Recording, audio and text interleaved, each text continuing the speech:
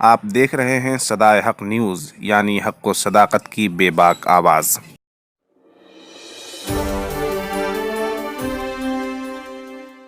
किशनगंज के मज़ार चौक पर मुस्तकिल एहतिजाजी मुजाहरे का आज यानी 21 जनवरी 2020 को 7वां दिन है।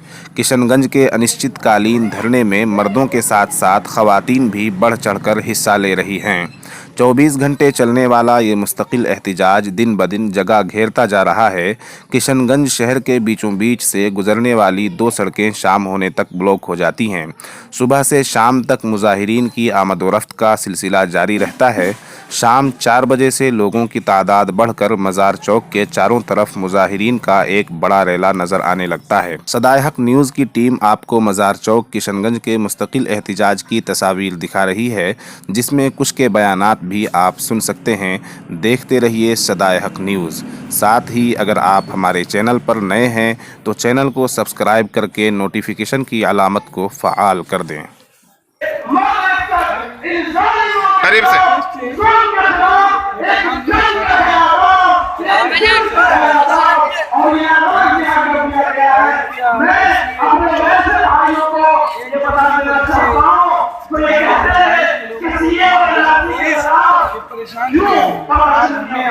शाहीन बाग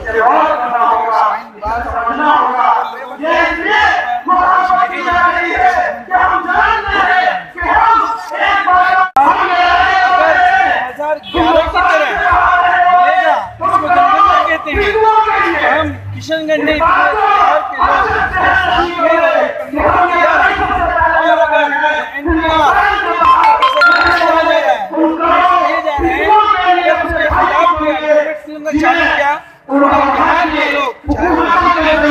मुस्लिम हो, सिख हो, ईसाई हो, तमाम लोग इसके बाइकाट करेंगे।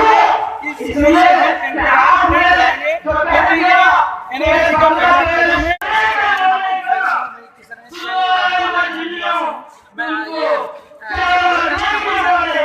मुसलमान नहीं है और यहाँ पर हर तरह के लोग आपको मिलेंगे, क्योंकि जो भी हिंदुस्तानी है वो ये समझते हैं कि ये जो बिल लाया है सीए भी अब ये सीए बन चुका है, ये अमेंडमेंट एक्ट बन चुका है, ये संविधान के मतलब फंडामेंटल राइट्स है उनका वायलेशन कर रहा है।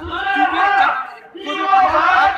हिंदुस्तान के संविधान में आपको ये कहने नहीं इजाजत देता है कि आप किसी कम्युनिटी या कास्ट या रिलीजियस के बेसिस पे आप मतलब कोई संविधान में ला सकते हैं। जब पार्लियामेंट में जब हमारे गृह मंत्री इस बिल को लाए तो उन्होंने स्पष्ट कहा कि ये 1 करोड़ ये मतलब एनआरसी और एनआरसी आएगा, उसके बाद एनआरसी आएगा। तो जब गृह मंत्री इस देश का आपको बता रहे हैं कि एक क्रोनोलॉजी है, तो आपको स्पष्ट मैं ये बता सकता हूँ कि वो एनआरसी का ही ये पहला स्टेप है।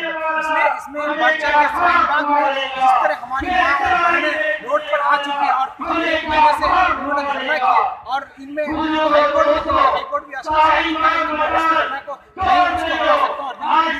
इसी तरह देश के पूरे हर जगह आपको मैं बता सकता हूँ कि पूरे देश में जंग छिड़ चुकी है और ना इसमें सिर्फ मुसलमान है, हर तरह के कम्युनिटी इसमें आकर बढ़ चढ़ के हिस्सा ले रहे हैं। इसमें से ले रहे हैं क्योंकि ये हमारे कॉन्स्टिट्यूशन पर छेड़खानी कर चुका है। और देखिए ये जो स्टार्ट हुआ है ये 15 तारीख से हुआ है और रहा बात जो ये खर्च का जो आप बोल रहे हैं इसमें किसी से कोई चंदा नहीं लिया गया है, ना किसी से कोई जबरदस्ती पैसा लिया गया है। मैंने इसमें जितने भी हम लोग सब जो वॉलंटियर हैं सब मिलकर हम लोग ये प्रोग्राम को कर रहे हैं और जितने भी हमारे लोग आ रहे हैं देखिए डिसिप्लिन को बाकी रखिए, देखिए डिसिप्लिन को मेंटेन करने की कोशिश कीजिए। आप बोलना है सुनिए, अगर आपके अंदर मांगने की सलाहियत नहीं है, अगर आपके अंदर मांगने की सलाहियत नहीं है तो आप फ्लॉप है, आप कामयाब नहीं है। इसलिए मैं कहना चाहता हूँ कि कोई बात अगर कही जाती है तो पहले उस पर ध्यान दीजिए। जज्बाती होना अच्छी बात नहीं है, जज्बात में हमारे साथ जज्बात रहे। मैं संगीत समैया जो एएनयू की स्टूडेंट है, मैं उन्हें आवाज दूंगा जब आपकी बात सब जान नहीं रहे कि वो दल बदलू है, वो कभी बीजेपी में रहते हैं तो कभी कांग्रेस में रहते हैं, उनका बात तक को वैल्यू नहीं है। अभी वो कुछ दिन पहले बोले कि एनआरसी से इस बिहार को कोई मतलब ही नहीं है, मगर उनके बात को हम लोग वैल्यू नहीं देते हैं और हम लोग अपना प्रोटेस्ट कर रहे हैं और जो होगा देखा जाएगा। हम लोग एनपीआर का भी विरोध कर रहे हैं। एनपीआर जस्ट लाइक समझिए कि एनआरसी है, इसलिए हम लोग एनपीआर का भी विरोध कर रहे हैं और ऐसा कुछ नहीं होने देंगे। हम लोग एकजुट है, सब हम लोग एकजुट होकर प्रदर्शन कर रहे हैं। ऐसा नहीं खाली मुसलमान ये प्रोटेस्ट कर रहा है, इसमें आपका हिंदू भी शामिल है, हम लोग लोग शामिल है और इस तरह का आप लोग नहीं होने देंगे। बिहार में भी आप चली रहा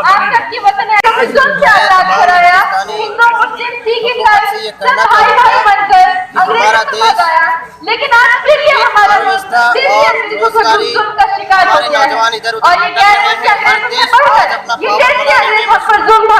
हमारे देश को भी चाहिए कि ये जातवाद को छोड़कर धर्म के आधार पर कितना फसाद छोड़कर नफरत की बात को छोड़कर बल्कि ये सोचना चाहिए सबको मिलकर कि हमारा देश कैसे तरक्की करेगा और हमारा देश में कैसे भाईचारगी पैदा होगी। जिस देश में भाईचारगी पैदा होगी, मोहब्बत होगी, वही देश आगे बढ़ेगा। हमें देश को आगे बढ़ाने के बारे में सोचना है, ना कि हिंदू मुसलमान के दरमियान आग लगाने के बारे में सोचना है।